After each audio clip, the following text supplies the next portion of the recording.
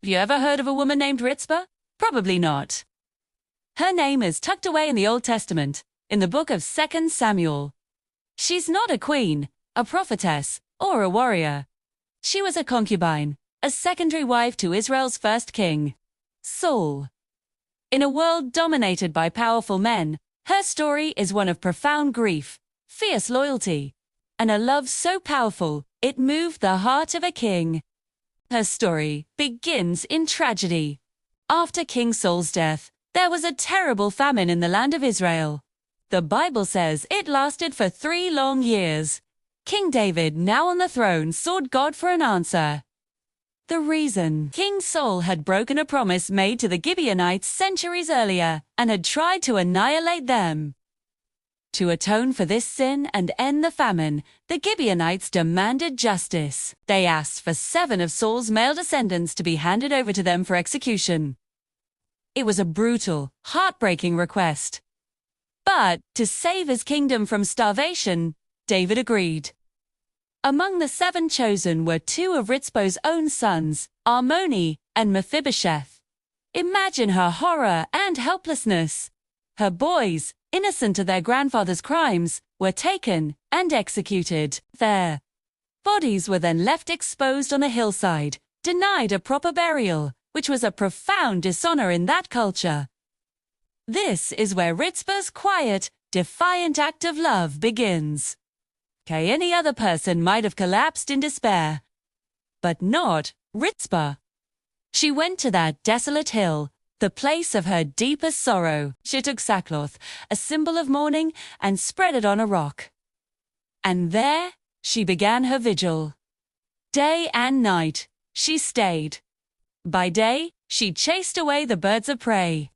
By night, she kept the wild animals from desecrating the bodies of her sons and the 5 other men. She didn't eat. She didn't sleep. She just watched for weeks, maybe even months.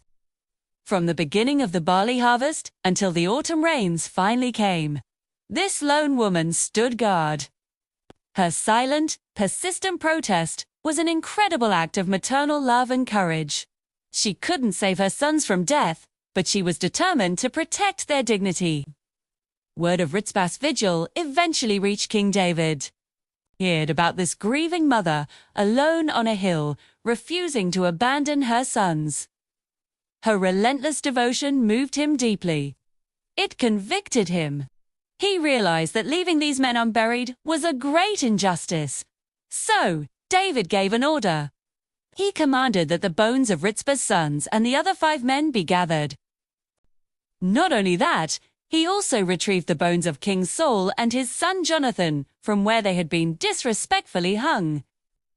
David then gave them all a proper, honorable burial in the tomb of Kish, Saul's father. It was a national event, a moment of healing and reconciliation for the kingdom.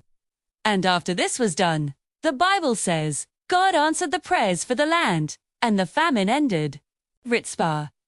Story is a powerful reminder that one person, a seemingly small act of love and integrity, can have a massive impact.